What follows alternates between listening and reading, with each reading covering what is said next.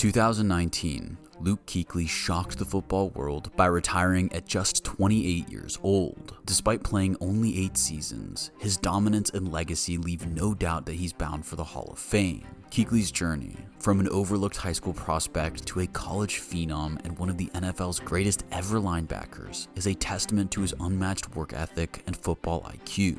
Known for his sideline-to-sideline range, instinctive play, and leadership, he redefined the linebacker position. Now, as a first-time Hall of Fame nominee, it's the perfect occasion to reflect on the brilliance of Luke Kuechly and his remarkable career. Born on April 20th, 1991 in Cincinnati, Ohio, Luke Kuechly set out to be a pro football player from an early age. On the football team at St. Xavier High School, it was clear very early on that he was a level above most of his peers, playing both linebacker and safety at a high level. In his junior year in 2007, Kuechly was the team's defensive star, recording 147 tackles, 6 sacks, and 5 turnovers as a linebacker. He played a big role in the team having a perfect season, and followed it up with another strong season in 2008, being named in the All-Greater Catholic League team for the second straight year. Unsurprisingly, Kuechly was now attracting attention at the collegiate level. However, much to his surprise, Kuechly was only rated as a 3-star recruit out of high school, with Rivals.com ranking him as just the 44th best outside linebacker in the nation. As a result, Kuechly was overlooked by some of the nation's top schools, instead opting to join Boston College, a program that had gone unranked the season before.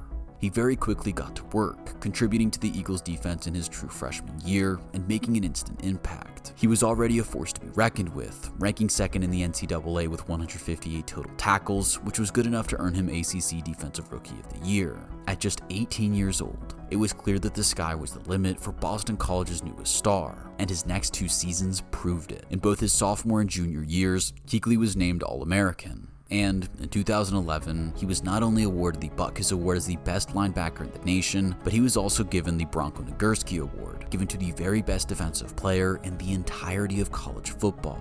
This was arguably even more impressive when you consider that he was stuck on a Boston College team that went just 4-8, far away from any bowl game consideration.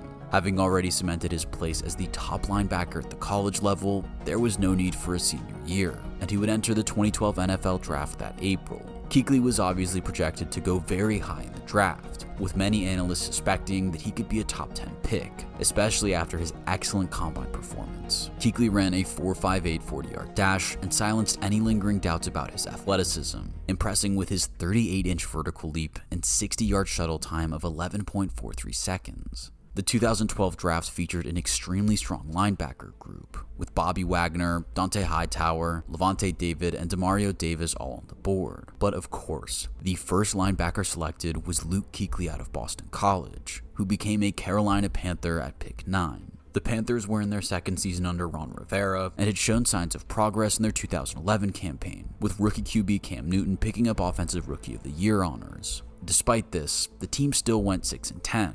Largely due to one of the league's very worst defenses, which gave up 30 points in half of their 16 games. As such, the onus was on Kuechly to make an impact and turn around a disappointing unit as the Panthers entered year 2 of this rebuild. Initially, Ron Rivera was unsure how best to utilize the first-round pick, initially starting Kuechly at outside linebacker. However, after an injury to the former first-team All-Pro John Beeson, Kuechly was moved to middle linebacker, and he would never look back. Much like his time in college, he was instantly showing signs of being a game changer, making his mark on this struggling Panthers team. A 1-6 start to the season was far from ideal for Carolina, but results did pick up towards the end of that 2012 campaign, and Kuechly was a huge reason why. Most notably, he delivered a huge 16-tackle day at home to the Falcons, helping the team to a hard-fought 30-20 win. This laid the foundations for a 4-game winning streak to close out the season, which also resulted in Kuechly being awarded the NFC Defensive Player of the Month, ending a tough season for the team on a high. For his efforts, Luke Kuechly was voted Defensive Rookie of the Year, comfortably beating out fellow future Hall of Famer Bobby Wagner to the award.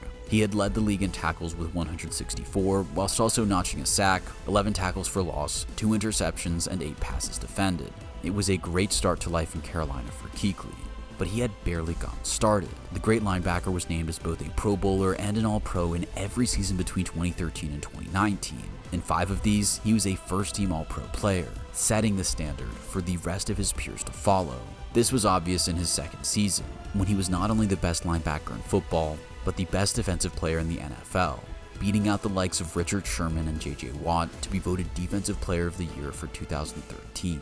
Once again, he was absolutely imperious in the middle linebacker slot, recording 156 tackles, including 10 for loss, 2 sacks, 7 passes defense, and 4 interceptions. In just his second year as a pro, he was already the very best in the game and becoming an absolute headache for coordinators across the league. No day summed that up more than a Week 16 defensive slugfest against the New Orleans Saints. In a winner-take-all divisional clash that would ultimately determine the NFC South title, Kuechly was magnificent for all 60 minutes against a prime Sean Payton and Drew Brees offense. Payton is one of the league's better offensive minds of this century, but no amount of offensive game planning and scheming could neutralize Kuechly, who tied an NFL record with 24 tackles on the day, as well as getting an interception for good measure. Most importantly, the Panthers won the game 17-13, sealing the division title on the back of an all-time performance from that man, Kuechly. Just 2 years after being one of the league's worst defenses, the 2013 Panthers ranked second best in both scoring and yardage, with Kuechly the linchpin of the operation. Of course, he was not a one-man show in this defense, with the likes of Thomas Davis and Greg Hardy playing a big part in this transformation of Sean McDermott's unit. But there was no doubt it was the guy wearing 59, in the heart of this defense, that was directing everything. Within 2 years, he'd already become one of the league's premier players and helped bring a flagging franchise their first winning season and playoff appearance in 5 years. Despite Kuechly's best efforts, however, the Panthers would be one and done in the 2013 playoffs, falling 23-10 to an impressive San Francisco 49ers team. As good as Kuechly was, the teams were just outmatched, and the Panthers were back to the drawing board for the following year. In 2014, Kuechly was once again All-Pro and led the league in tackles, but it was a tougher year for the team as they began 3-8-1, looking well out of playoff contention. However, benefiting from a terrible NFC South division and some strong performances down the stretch, the Panthers rattled off 4 straight wins to end the year as division champs, despite a losing record. This led Carolina back to the playoffs, where they met a solid Cardinals team whose season had just been derailed by injuries to quarterbacks Carson Palmer and Drew Stanton, making the team down to their third stringer Ryan Lindley for this wildcard round matchup. Unsurprisingly, Kuechly and company took control of this one, with the team's defensive leader recording an interception in the fourth quarter, helping secure a comfortable 27-16 win, the franchise's first in the playoff for 9 years. However, once again, they were simply outmatched in the next round, this time by the Legion of Boom era Seahawks, in a game where Carolina battled hard, but would ultimately come up short 31-17. In 2015, the Panthers were a completely different animal, as the league's very best team in the regular season with a 15-1 record led by MVP quarterback Cam Newton. Newton and the offense had finally clicked and become the league's most fearsome unit, averaging over 31 points per game and scoring them in style. Of course, Kuechly and his defense were as good as ever, ranking 6th in the NFL. Despite missing 3 games early on with a concussion, Kuechly was still selected a first-team All-Pro yet again, a testament to just how good he was when he was on the field. Arguably the highlight that year was his game in Dallas on Thanksgiving, in which he picked off Tony Romo twice in 11 seconds, including a 32-yard pick six, which led Carolina to a comfortable 23-3 lead at half. As we've said, this Panthers team found a new gear in 2015, and this would continue into the playoffs, banishing any thoughts of another disappointing early exit. This time, they swept aside the Seahawks before delivering a crushing 49-15 NFC Championship win over Arizona, setting up a Super Bowl date against Peyton Manning's Denver Broncos. Unsurprisingly, Kuechly was a huge part of these victories, recording pick sixes in each. But on the biggest stage of them all, the Panthers' offense faltered, putting up just 10 points and committing 4 turnovers as they fell to an impressive Broncos defense. It was a devastating day for Kuechly, who had played phenomenally all year and turned up in the Super Bowl as well. He produced 10 tackles and a sack on the big stage, but was ultimately not able to overcome his offense's mistakes. To make matters worse, Carolina would not come close to getting back to the big game again. The final 4 years of his career would prove to be disappointing from a team perspective, with just 1 playoff berth being snuffed out early by the Saints in the 2017 season. Despite this, Kuechly's individual performances were strong as ever, remaining consistently one of the very best in the game at the position. There's no doubt about it, Kuechly is one of the elite defensive players of this era, alongside the likes of Aaron Donald and J.J. Watt. He was a superb athlete, but it was his tremendous instincts and ability to read the game that set him apart from his peers. His ability to sniff out danger and deal with it before anyone else was second to none, and he thrived as a true leader on the field from his very first snap, leading by example and setting the league-wide standard that very few were ever able to match. In January 2020, Kuechly announced his shock retirement as a result of concussion-related injuries he'd suffered during his stellar 8-year pro career. This decision was purely his own, as he'd been one of the best linebackers in the league in 2019 and would almost certainly have repeated this if he'd chosen to play in 2020. But for the good of his own health, he chose to hang up his cleats, retiring with 1,092 total tackles, 82 tackles for loss, 12.5 sacks,